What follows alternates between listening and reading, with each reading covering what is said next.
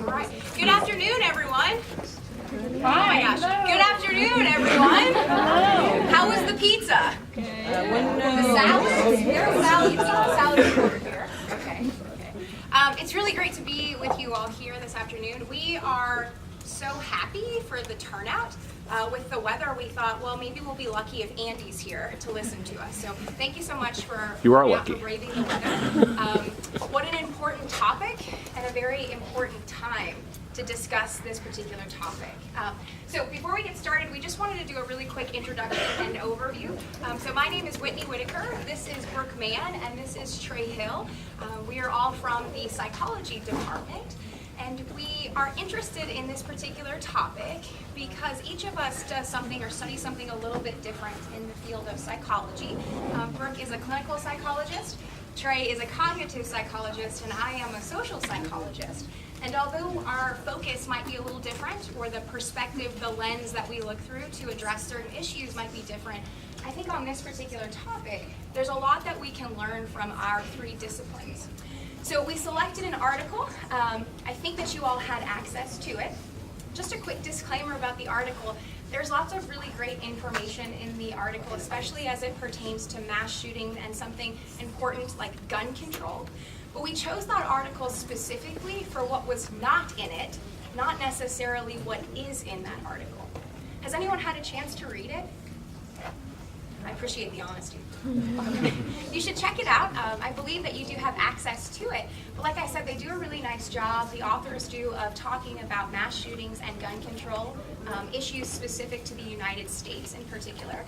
But we were really drawn to it because there's a couple of passages where they make note of some factors that are important to consider when we talk about this particular topic or issue. However, in the article, we didn't feel like they went into depth enough about those factors. So today what we're here to do is really draw attention or bring attention to some of the factors that we think were left out of the article, but do it through the lens or perspective of psychology, clinical, cognitive, and social. You'll notice that as we start talking today, there are certainly many more factors, variables, situation, individual type characteristics that we won't touch on today just because we don't have enough time. So what we tried to do is bring out the information that we think would be the most important to get a dialogue started about this topic, but keep in mind that there's certainly going to be things that we don't touch on today that are important, that we didn't intentionally mean to leave them out by any means. It's just a time-related issue. Also, as we get going, we're gonna do this by presenting research from our field. So although we might have a particular opinion on this topic, what we've tried to do today was stick to research that's been replicated, findings that are based in empirical study. So what we present to you today is not our opinion, it's the research from our field. If you have questions about anything, if you'd like to talk about a particular topic as we get started and as we get going, we're certainly happy to entertain your questions. You don't have to keep them until the end, but we will have a question and answer period at the end. So with that, I'll turn it over to Dr. Hill. Before you play that, when we were designing this talk, we kind of gave a version of it this past summer. My thought was we have to really show some videos to kind of highlight how important this is, to get a bit of an emotional or visceral reaction from people. And so I pulled some videos from, I believe these are from the Las Vegas shooting a while ago. Now, unfortunately, we also had another mass shooting last night in Thousand Oaks, California. 12 people were killed. And so it's a very topical thing. So we probably don't even need these videos. But what I will do is play them. And then I would encourage you to kind of monitor what you see on the news today if you watch it to see what the parallels are. You see a lot of rinse and repeat with these news cycles, and I think they touch on some of what I'm going to talk about, at least with cognitive psychology. So the first one is Jimmy Kimmel. It's kind of an emotional video. Well, hello everyone. Here we are again in the aftermath of another terrible, inexplicable, shocking, and painful tragedy, this time in Las Vegas, which happens to be my hometown, Cleo's hometown, senior hometown. And as you know, at least 59 people are dead. Hundreds of people were wounded in what they say was the deadliest mass shooting in modern American history, coming about a year and a half after the previous deadliest mass shooting in modern American history in Orlando, where 49 people lost their lives, and Of course, we pray for the victims and for their families and friends, and we wonder why, even though there's probably no way to ever know why a human being would do something like this to other human beings or at a concert. All right, so you have events happen, people start to react, and people watch other people react. This is a huge part of essentially what I'm going to talk about. So on one side, you might have individuals who are perhaps, we're not going to talk about gun control, but they might have a particular bent on the Second Amendment issue. And so you might, next video, you might get more conservative commentators talking about this.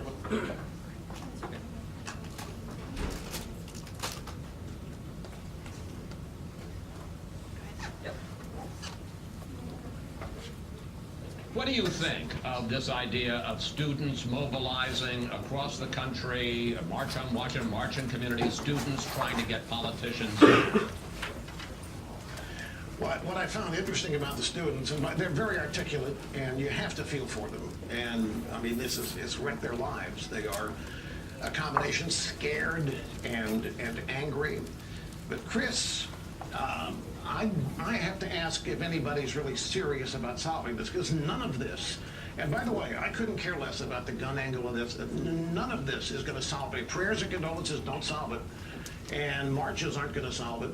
Chris, the next shooter is out there. The next shooter. So what was the last thing he said? The next shooter. The next shooter's out there. How does it make you feel? You see this, and you're, especially if you're a student at, was it Marjorie Stoneman Douglas High School, how does that make you feel? Afraid, perhaps? Do you think that fear can guide your behavior? I would say it absolutely can. Fear is probably one of the most effective ways to manipulate. So, then a different side of this argument, different perspective perhaps. Heilman, there are many things that historians will look back upon in this dysfunctional era of American politics and shake their head. They will not understand it. I think one of the most perplexing things for those removed 50 years from now, like we are now 50 years removed from Vietnam and the Tet Offensive and the chaos of that time, is the fact that these shootings continued unabated, that 90 to 95% of Americans supported enhanced background checks to try to make gun usage safer, to try to keep guns out of the hands of the criminally insane, to try to keep guns out of the hands of terrorists, to try to keep guns out of the hands of domestic abusers. And yet Congress stayed with a 4%. It's what we said after Sandy Hook. There were senators and congressmen that chose to be with a 4% in the NRA. And All right, so you get different opinions of this same issue. So basically the cycle that happens is that you'll have an event, it creates panic, creates fear. Those are pretty normal reactions, wouldn't you agree? If you're near that, if you can identify with the individuals who might be victims. I believe the one last night was near a college. It was basically a bar where college students went to. You can probably identify with places that you go to and think about, gosh, how would I react to that? And then your opinion on these different issues comes into play, okay? But what I want to talk about is how you process that. What is your cognition when you see something like this on the news, right? You might be afraid, but how does that guide your behavior? How does it guide your perception of these events happening in the future, right? And how does your opinion kind of sway that?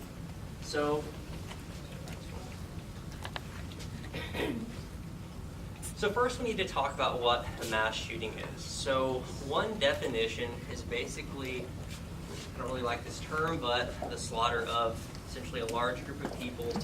The key point here is that it happens at a specific time. There's a unique event that happens. It's not over like separate instances. It's at a period of time. And that period of time can be short. It can be really long.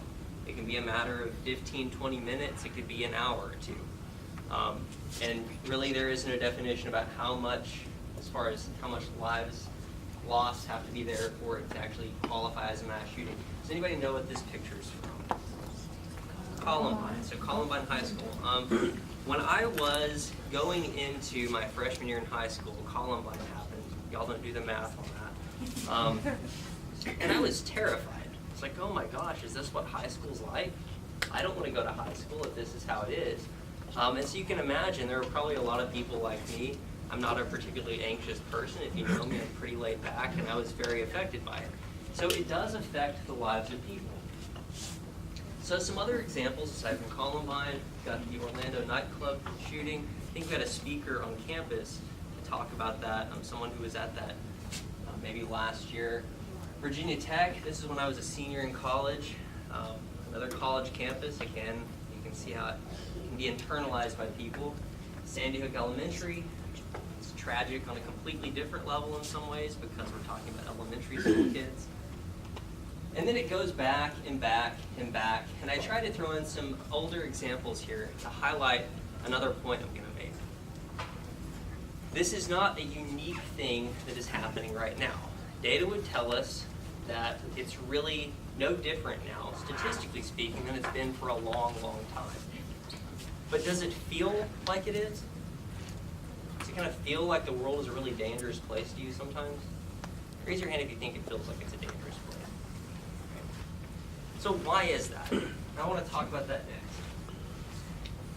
So these events are basically rare. We believe they're common, and there's a good reason for that. But other things that are true that cognitive psychology can tell us is how ineffective certain tactics are at actually preventing this. So one example that I like to talk about in my classes is the effect of stress and anxiety on your mental processing speed. If I get really stressed, what do you think happens? Am I better at reacting to situations? Probably not. How many people in here think they're good at multitasking? Kind of. Yeah, that's a loaded question. I would say you're wrong, but yeah, you're half as good at doing two things at the same time, right? That's essentially what happens. We have limited attention capacity. Think of it as like a limited resource. We start dividing it up, and then we become less good at everything. So let's say that somebody shows up on campus and they have a gun and they're like running around. You might think, gosh, this is a great idea for me to like take action, to be a hero in this situation. But chances are, unless you are a superhuman person, you're also going to be a little bit stressed and a little bit anxious. So what do you think happens to your reaction time? It's going to decrease. What about your ability to think rationally about the situation? Probably going to be diminished. I would argue that that is one reason why kind of that idea of arming students from a cognitive research perspective is a bad idea. It also doesn't work like a video game. You're not going to have people with little green dots above their head indicating they're a good guy or a bad guy. So that's a very real, like, grounded in science reason why that might not be effective as a solution. Another thing is that we can look at the likelihood of various outcomes based on predictive analytics, but there's a lot of noise in the data. But one of the reasons is because these events are incredibly rare, going back to this first thing. So why do we care about mass shootings? What's the obvious answer? People die, right? And we care about human life, we're good people, because it causes death and destruction. Now, if we look at mass shootings as a percentage of total gun deaths, we have to kind of put this bold caption here because this is such a small slice. So what does this tell us about the likelihood of, being a victim of a mass shooting? Is it common? Not really common at all. It doesn't mean to minimize how serious it is, because the people in Thousand Oaks, California right now, they don't care about this number. To them, that's 12 human beings who are deceased because of this event, right? So statistics mean something maybe as far as policy decisions are concerned. When you're talking about a specific human being, you care about that one person. That one person has incredibly more weight than maybe some statistic might. Well, let's look at some other causes of death, because if we thought that maybe we really care about these 40, then we're going to proportionally care about a lot of these other things that are more common, right? So let's look at some of those. The absolute most common cause of death is cardiovascular disease, which is just a fancy word for what? any kind of, heart problems, heart attack, anything like that. Cancer being the next one, respiratory disease, diabetes, blood, endocrine disease. So we have to go all the way down here to figure out, where does gun-related death occur, and then what small portion of that is related to mass shooting. And I put here something that I study as a cognitive psychologist that leads us to believe that these events are more common. That is the availability heuristic. Has anybody ever heard of the availability heuristic before? Okay, I should have you teach this part. Prepared to? No? Okay. So the availability heuristic basically works like this. How many people in here have a memory? Okay, that's good. We're off to a good start. So if you have a memory, you are probably going to remember events. Can you remember how likely something might be? When was the last time you were speeding down the interstate? Anybody want to acknowledge that? Maybe not on camera. Yesterday. Yeah, you're on camera. So if you were speeding, maybe you remember the last time you were speeding. Do you remember the last time you were pulled over for speeding? This morning. So chances are, if you ever received a ticket or some kind of citation for speeding, that event is very vivid in your mind because there's a loss associated with it typically, like a monetary loss. And I remember being a college student and not having very much money, so any kind of monetary loss was a big deal. Of course, I would get a ticket for going too slow probably, but it's a different problem. So if you ever get a ticket, that event, that one instance of you getting a ticket is very vivid in your mind. But it probably doesn't accurately represent how often you've been speeding and didn't get a ticket, right? It's the same concept as gambling. If you go to a casino and pull a slot lever or push the button, I guess that's how you do it now, you probably remember every single time you win and forget all the times you lost. So you believe, oh gosh, I'm winning, but not really if you add up how much you lost over the course of the entire time you've been gambling, right? Okay, now I want to give human beings a little bit of a break here. The availability heuristic works perfectly well in an environment very different from our own right now.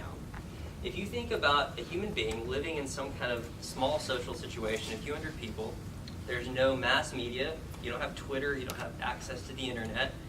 If an event occurs, that's a pretty good representation of the actual state of things in the world. If you are in a group of 100 people and a lot of people are violent, that's very accurate, right? You know that there's a pretty good chance. But with the availability heuristic now, you're getting to watch TV. Some of the things like Rush Limbaugh and Morning Joe and Jimmy Kimmel, right? You're watching and saying, gosh, the world is a really dangerous place. And so that guides your perception of essentially the state of violence in the world. Y'all ever watch the news out of Wichita at night? Okay. If there is ever a shooting, period, even if nobody was harmed, if it just went off, if a gun went off, they're probably going to report on it. Why would they do that? Are there more important things? Did someone pass away from cardiovascular disease in Wichita?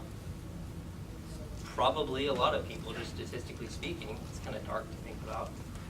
But they're not going to report on that because it's not entertaining.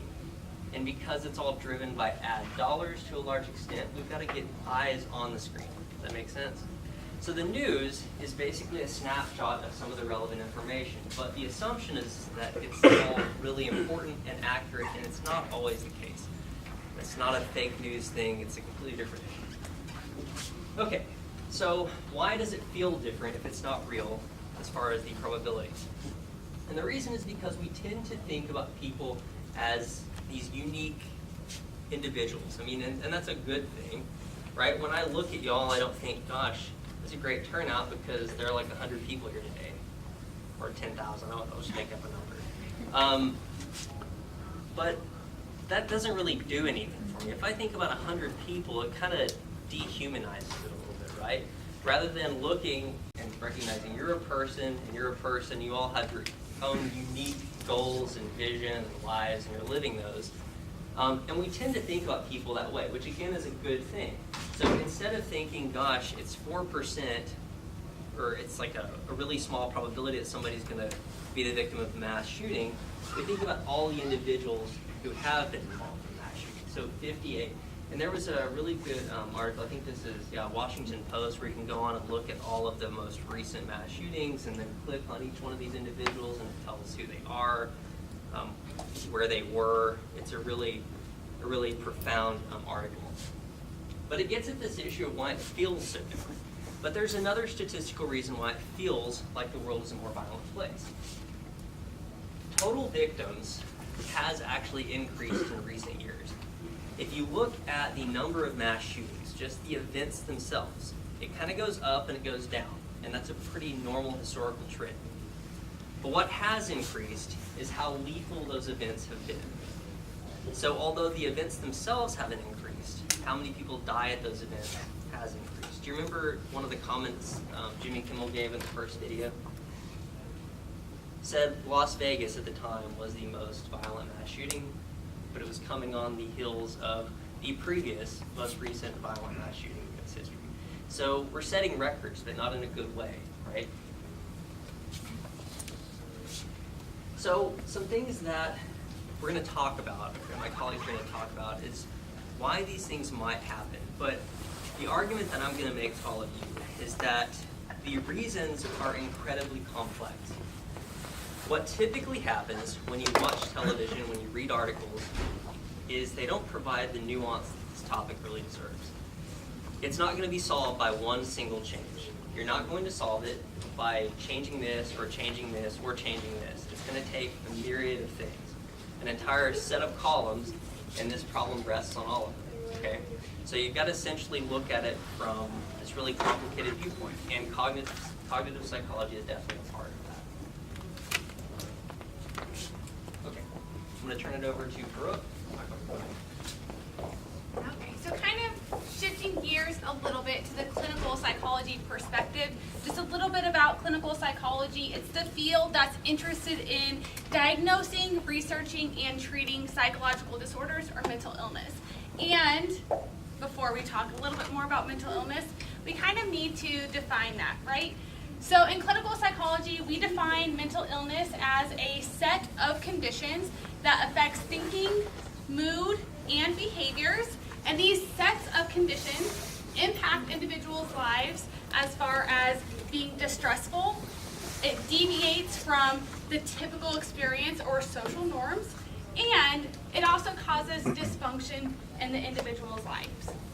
So just a little caveat about when I say mental illness, I'm not just talking about one thing, I'm talking about a classification of disorders that we diagnose and treat and research in clinical psychology. So as I was digging through the research in clinical psychology on mass shooting, I kind of came up with 3 overall questions that people have when mass shootings occur. So the first one is, are individuals with a mental illness more likely to commit a mass shooting? Well, the research tells us that there's this overall assumption or stigma or perception that individuals with mental illness are dangerous, or maybe they're a high-risk population for engaging in violence or even gun violence. What the research actually suggests is that individuals with psychological disorders or a mental illness are no more dangerous than any other person.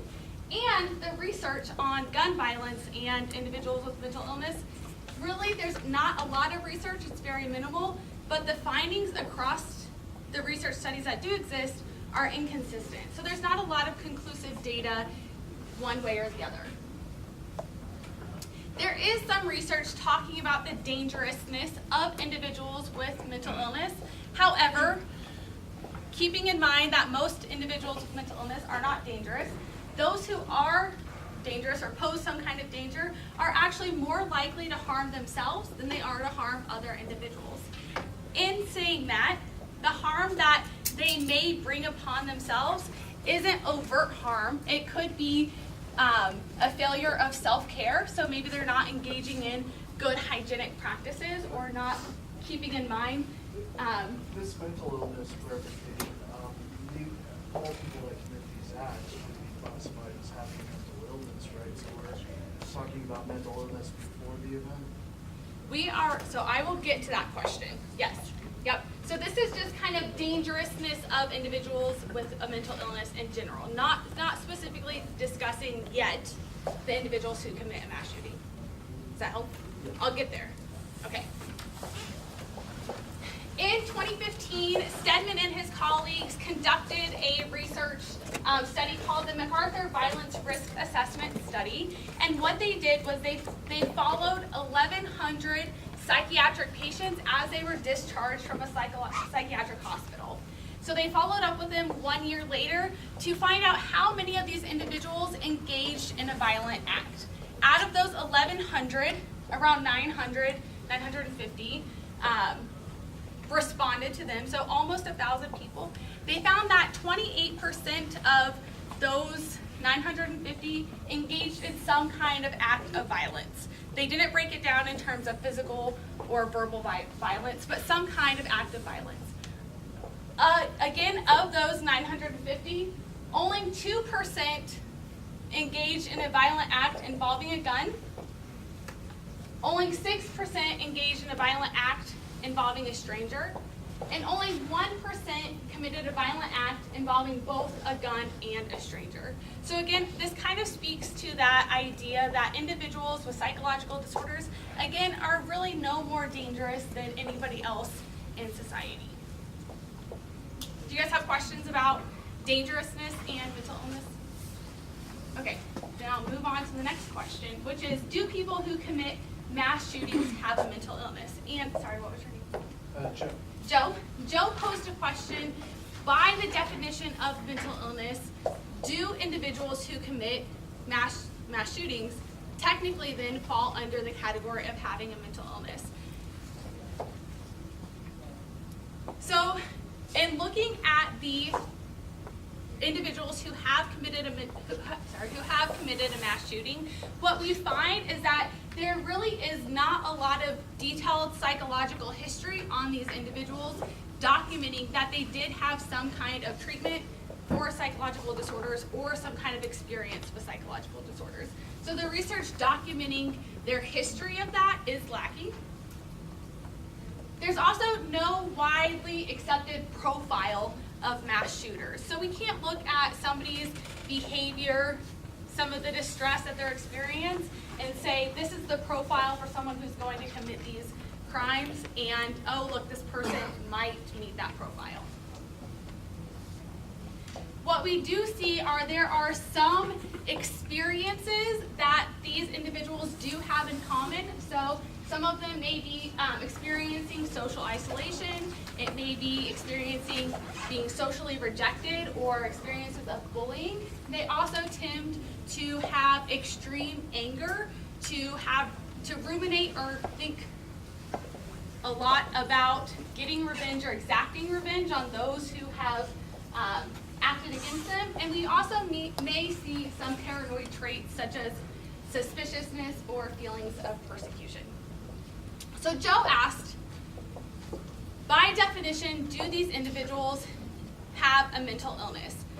The danger of saying that, right, the danger of saying that because somebody committed a mass shooting, that clearly demonstrates they have a mental illness, is that we are making a judgment about that person's functioning based on one act. Although it is a very serious, very detrimental act, we have to be careful that we're not making judgments about somebody's entire level of functioning based on one behavior.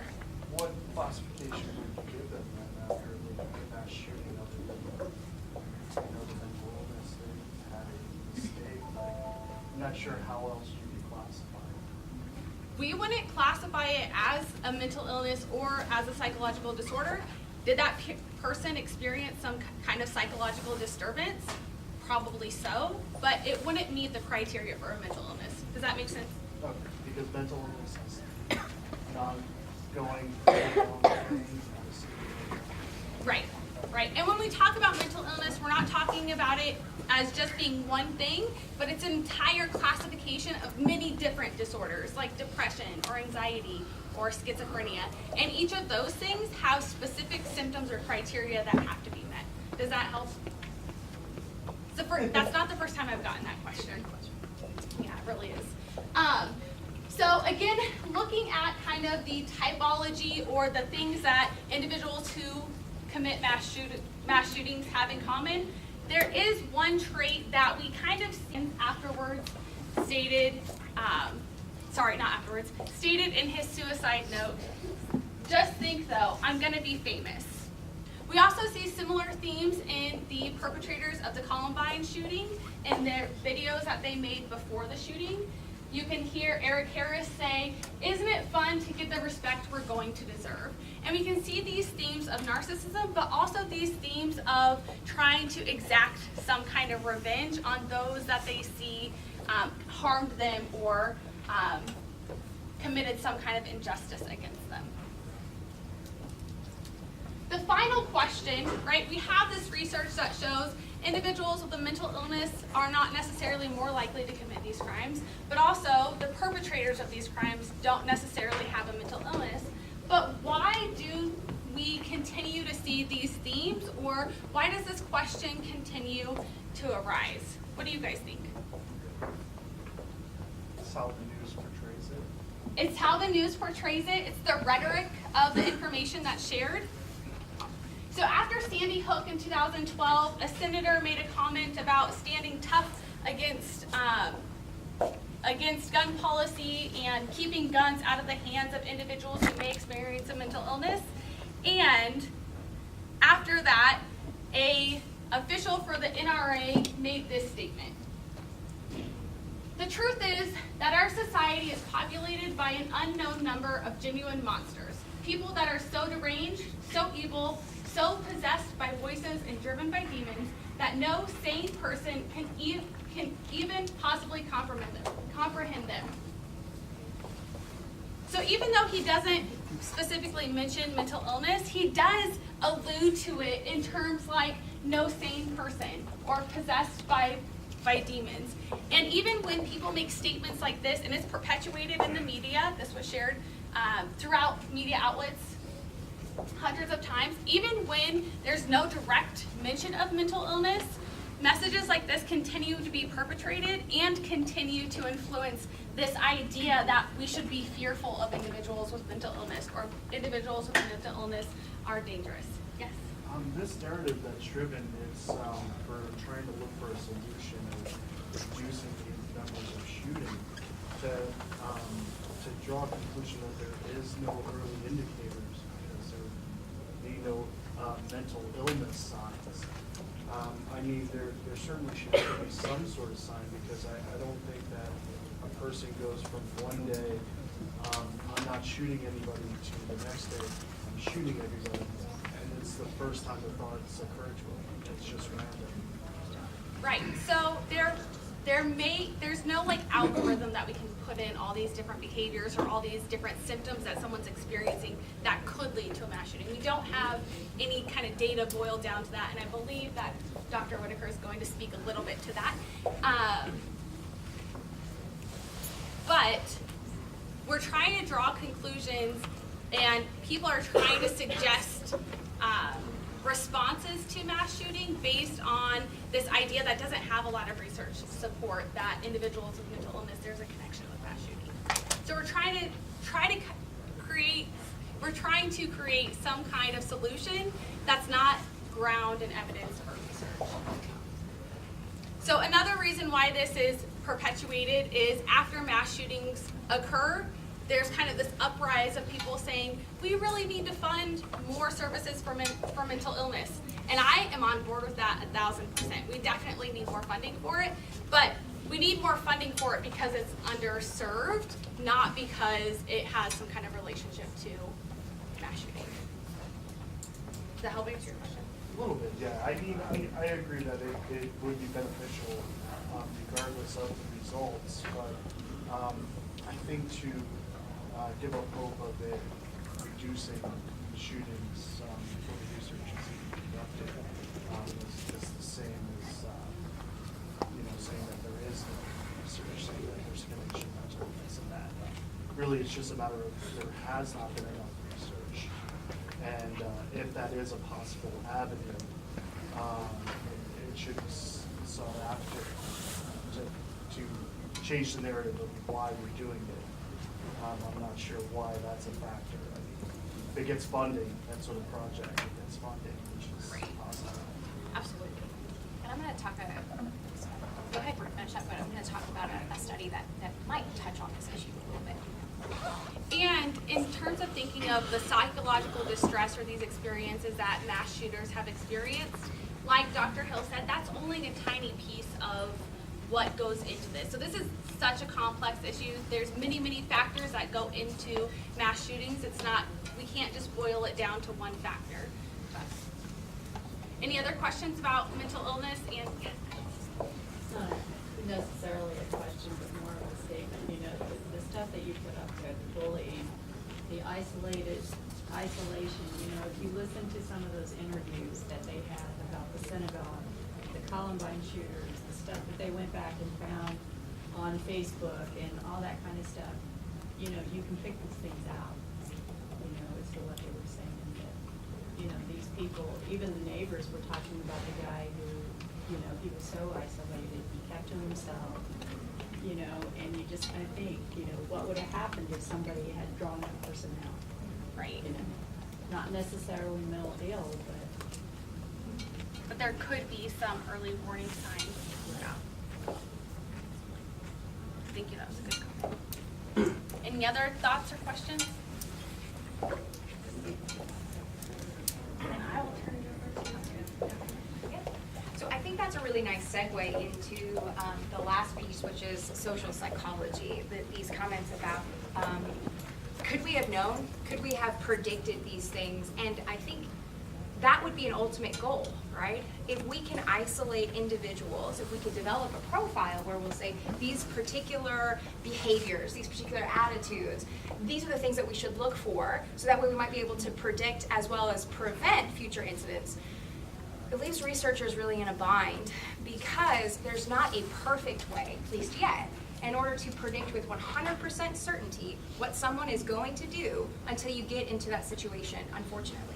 So what we say we would do, or what we put maybe on our social media, how we portray ourselves, the attitudes, don't always predict the behaviors. And that's why we find ourselves in a little bit of trouble. I absolutely agree that when you look at symptomology, it makes sense, or it might be a tendency for us to think, well, you've committed a heinous crime.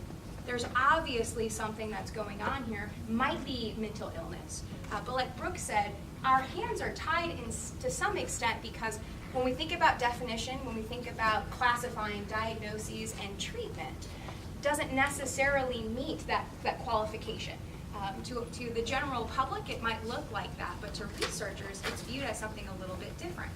So social psychology, I think we can jump in here and make some parallels to cognitive as well as clinical as it relates to some of these things in terms of attitudes predicting behaviors. And the punchline is that they don't always predict our behaviors. And because of that, it almost becomes impossible for us to predict with 100% certainty when someone's going to do something or if they're going to do something altogether. If we could identify that, I think that this would help to address a lot of these issues. Certainly, I don't think that it would make this go away altogether, but because we're not able to do that with 100% certainty until you're in the situation, it becomes that much more difficult to be able to isolate or say, this particular person we should have known. We should have known that this is what they were going to do, because we can't always predict behaviors based solely on attitudes or things like isolation, bullying, that kind of thing. So when it comes to social psychology, there were a couple of things that I wanted to touch on, and I think that they overlap with some of the questions that we have had already, because we're getting close to, we got about 20 minutes left, and I want to make sure that we have time for questions. I'm certainly not going to try to skip over things or minimize them in terms of importance, but I'm not going to spend a lot of time on something unless you'd really like me to, because I want to be able to spend some time on questions as well. Does anybody know what social psychologists do? Anybody ever heard of social psychology before? Good. Do you remember what we do? Okay.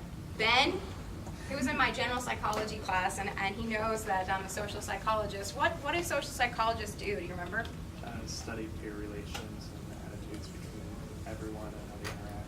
Yeah, so really what we are trying to get at, or the lens or the perspective that we use, is certainly not to say things like biology or cognition are not important, but what we're really focusing on are interactions, so social influence, social interactions, as well as the environment, and how that plays a role on our perceptions, perceptions, even if they're inaccurate, like Dr. Hill was saying earlier about maybe why we have a tendency to think that mass shootings are happening more often than they have in the past, even if it's not accurate or a misconception, perceptions are reality.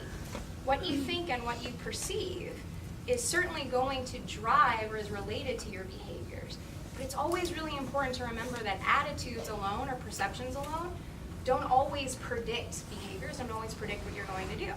So with this idea of perceptions in mind, what I thought would be most relevant for us to talk about is really this element of the media. So that's the environmental aspect that social psychologists are most interested in. As well as if we have some time, I'd like to get into some of the research about aggression. Particularly from the viewpoint or perspective, though, of a social psychologist thinking about social influence and the environment. So the first thing that I wanted to mention, and I think it taps into what Brooke was just talking about as it relates to mental illness, but it really does so through the lens of mindset as well as the portrayal of the media. So I think it sort of bridges some of the information that both Trey and Brooke shared with us. It's a study that came out, I know this is pretty text heavy, so I'll explain it. It's a study that came out in 2013. And keep in mind that this is one of the first studies that empirically was looking at this from the perspective of mindset, media portrayals, and mass shootings in particular, using factors related to gun control or gun policy as well as mental illness. So there's definitely other studies out there on the media and things like aggression and mass shootings. But this is really one of the first ones that empirically was investigating and doing an experiment to see if the way that the media portrays something to you, the mindset, how they prime the information that they provide, is that going to do anything to impact your attitudes, in particular related to things like gun policy or gun control. So what they did in this study is they asked adults in the United States to read newspaper articles. These newspaper articles were developed by the researchers, and there were 3 different types of newspaper articles.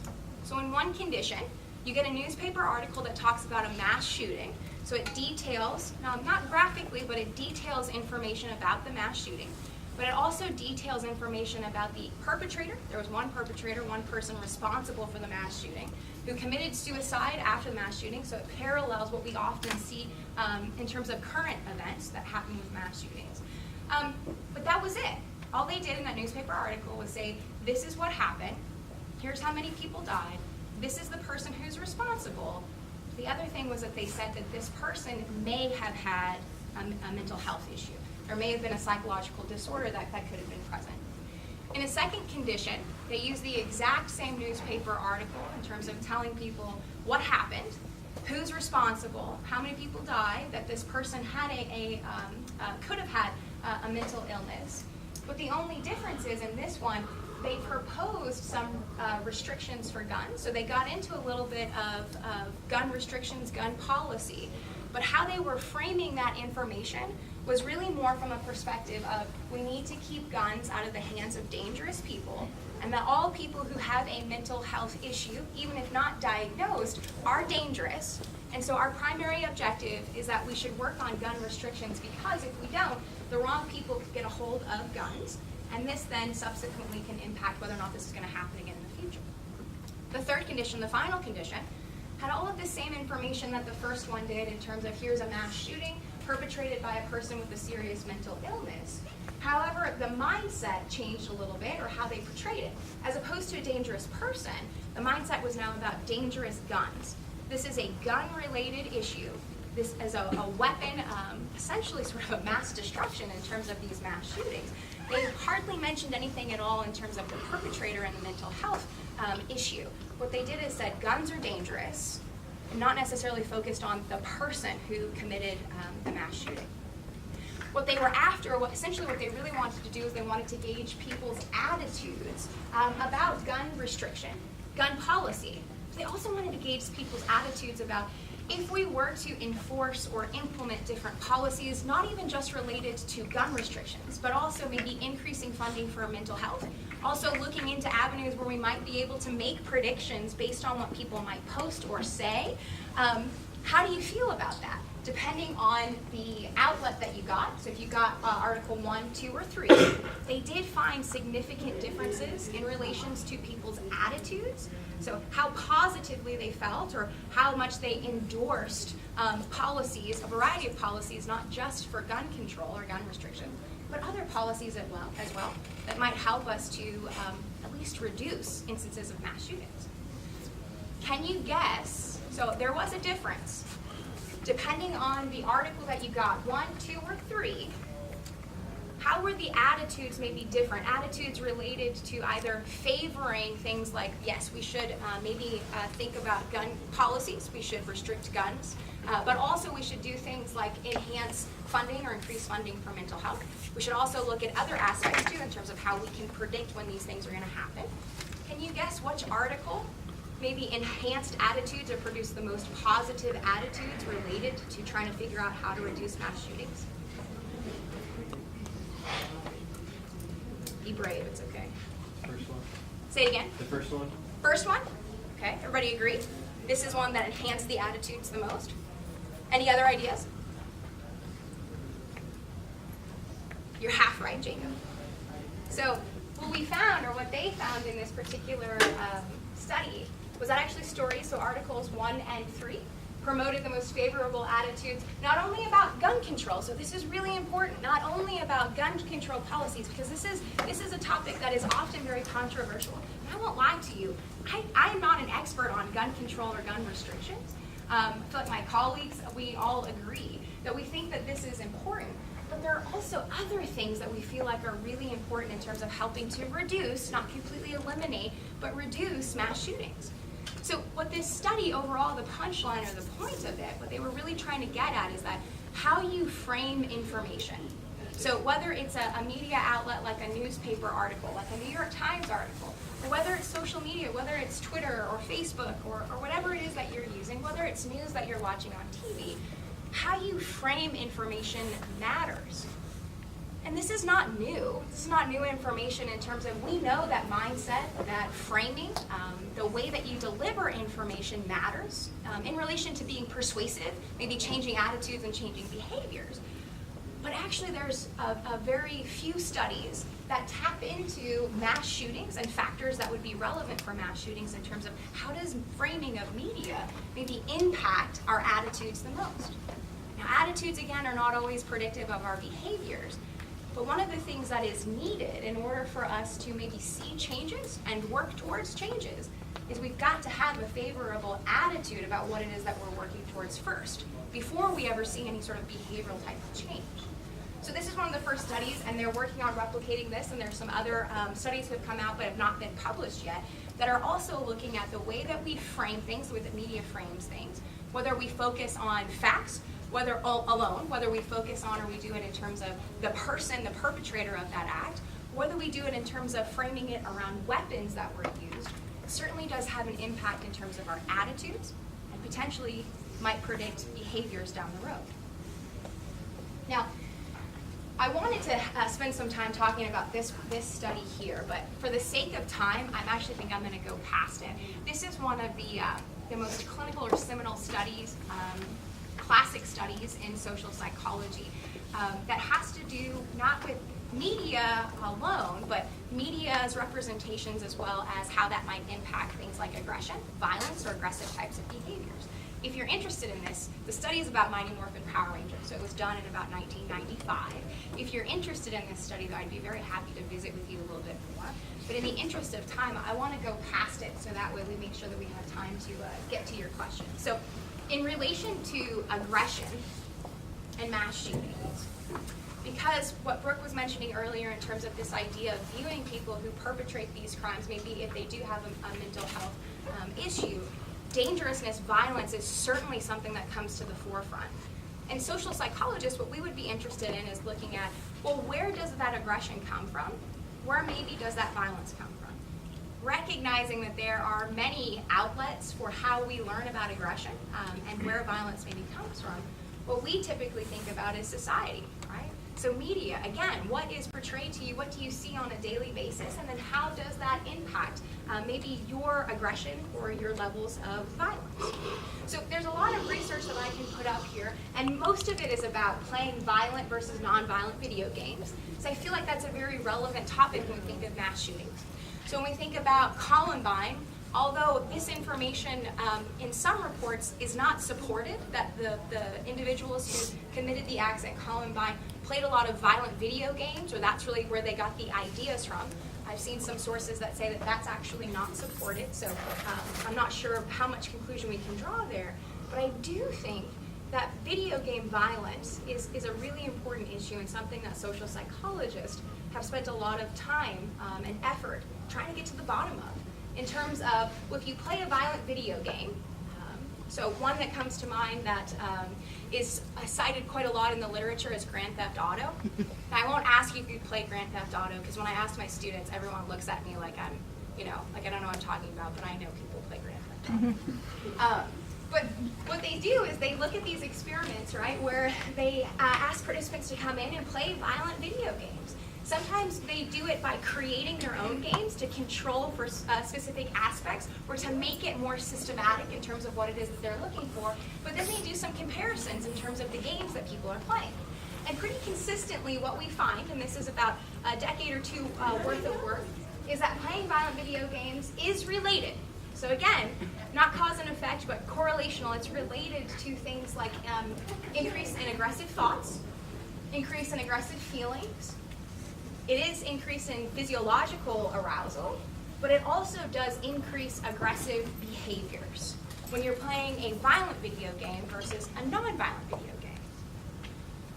What I'd like for you to take away from this, though, is that although we find these differences in relation to violence and video games in particular, is that when you really get down to it and you look at what we call effect sizes, the effect sizes in terms of the differences between playing the violent video game versus the non-violent video game on these host of variables is very small. So we see differences here between people. But when we look at the statistics, when we analyze this by looking at the effect size here, comparing the difference between the non-violent and violent video games, that difference is actually quite small. Now, I'm not trying to say that this information is not important or that there are not differences, right, in terms of aggression and video game violence. But what I think is really important in terms of driving our perceptions that do impact our attitudes and subsequent behaviors is that we have to consider, well, how big are these differences? Are the differences big enough for us to see potentially that somewhere down the road, someone who plays a violent video game might commit a violent act, something as violent maybe as a mass shooting? And right now, with the effect sizes that we have, what this is telling us is that we certainly need more research on this topic, that more research is warranted, but we can't make a conclusion right now that video game violence is causing or driving these things, especially because when we look at the statistics, the differences are so small. Small differences are important. What this is really telling me as a social psychologist is we need more work in this particular area. Now, there are a couple of other studies that have tried to look into this issue of small effect sizes. One that came out in 2014, it's about Voldemort versus Superman. I'd be happy to talk with anyone about that if you'd like to, as well as the Mighty Morphin Power Rangers. But we've got 5 minutes left, and so what I wanted to make a main point about when I bring up these studies, when we think about things like media, as well as aggression and media violence, and how that relates maybe to mass shootings, I think what we've collectively agreed on is that there's a difference really sometimes between theory and practice. So what happens in a research setting, in a very controlled setting where the researchers have a lot of control over the variables and what they'd like to test, doesn't always translate to real world situations. And that's why it makes it increasingly difficult for us to predict with 100% certainty when is something like this going to happen, who is it that's going to commit this particular type of act, and then how do we go about stopping it, or how do we go about managing it? The theory versus practice, or lab studies versus real world prediction, really puts us in a bind in terms of being able to do those things. So to leave you with some maybe uplifting news is all three of our disciplines are moving to what we call maybe a risk and resilience approach, where we're not denying that there are certain factors, there are certain things that we could look at in order to make predictions about when and how and who is going to be responsible for things like mass shootings. But the research available to us is just in its infancy on this particular topic. We could look at certain factors that might lead us in the direction of being able to predict these behaviors and these instances. But again, it's not perfect. It's never going to be 100%, even after we do studies to try and figure out more about what are the factors that are associated with mass shootings. So it kind of looks a little bit like this at this point. And the slide didn't allow us to put all of the factors on here that social, cognitive, and clinical psychologists are looking at with a risk resilience approach. But we are trying to do our due diligence by thinking about a particular outcome and then working out from that in terms of that risk resilience approach of what factors are associated with this. How can we collaborate together based on the knowledge that we know of psychology to try and do this risk resilience approach in an effort to try and make those predictions about when and how and who this is going to affect and when it's going to happen. Right now, this is what we have, is this risk resilience approach. We have the research about particular factors. I think a main point here is that more research is certainly warranted and needed, and we have to tackle that issue that we're facing of lab studies versus what happens in the real world, a theory versus practice issue that we're currently having. With that, I'll turn it over to Brooke and Trey to see if they have anything else that they'd like to add, or we could just open it up. I know we've got like 2 minutes left for some questions if you have any. Let's open it up for Okay. questions.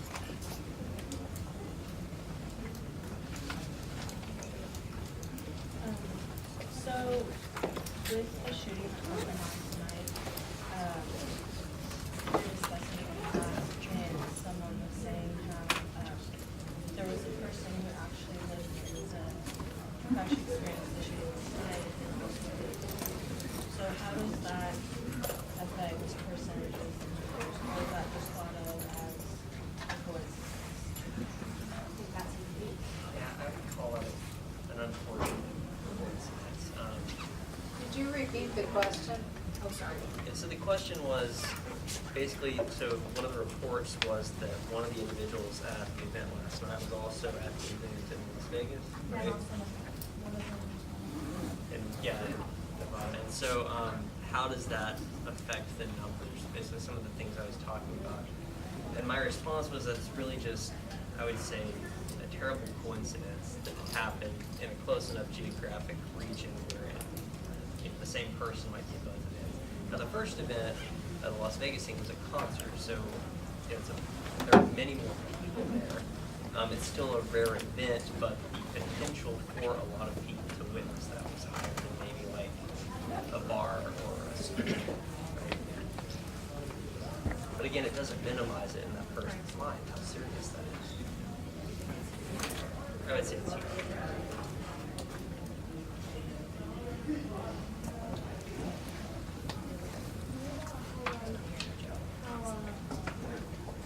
How media portrays mass shootings frequently affects people's how they feel going on to the road and like being at school and bars and just doing what you want. So the question was, when media portrays mass shootings, especially right when that's what we're seeing pretty regularly, routinely, or consistently, how that impacts you in terms of your functioning, like feeling safe when you go to school or when you go to a bar to hang out with your friends. I think that has a lot to do with what Dr. Hill talked about with the availability heuristic. It's certainly, again, not to minimize what happens, but that when you see it on the news, what you're seeing is definitely something that, I don't want to say that it is certainly important, but it's definitely making it feel like it happens more frequently than what it does in comparison to other types of fatalities or instances where people die. But that doesn't necessarily mean that it doesn't have an impact in terms of your emotions and your affective response. It certainly does. What I think one thing that would be a good idea for all of us to consider, though, is to take a step back when we're viewing the media, we're viewing the news, and to address or be mindful of how it does make us feel, but then try to put that back into context of some of the statistics and the information that Dr. Hill shared about other instances where we have deaths and we have fatalities. And those things are not represented as frequently as they should be maybe on the media.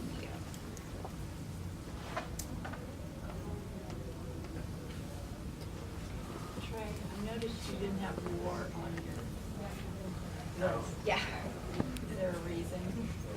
It's probably, well, it's just the data set. But we did find some statistics though where they actually control for it. They don't put wartime types of situations on there in terms of death rate. Yeah. I mean, if you think about how that affects the proportion of mass shootings compared to overall gun-related deaths, it would just make that number worse because you're talking about more people, assuming die from things like gun-related deaths during war, compared to a much smaller proportion for mass shootings. But as far as like the overall numbers, I don't know where that would rank compared to like cardiovascular disease. I think typically that data is portrayed as like, can an individual person control something's outcomes? I think that's sort of the assumption, right? Like we present risk of dying from cardiovascular related death so that it might influence my willingness to live a certain kind of lifestyle to reduce that, or other kinds of things, whereas war may not be in that category. Is that in a year? I think that was, you can present the data anywhere, it's going to show up about the same. I mean, like any snapshot you take, these patterns are pretty much consistent. It's like if you look at gun violence in Detroit and then go over to Canada, you're going to see the same pattern, just the y-axis is different. So the numbers might be different, but the patterns are the same. I think we're over on our time. So we'd certainly be happy to hang out for a little while if you do have any questions and want to talk a little bit more, but we really appreciate you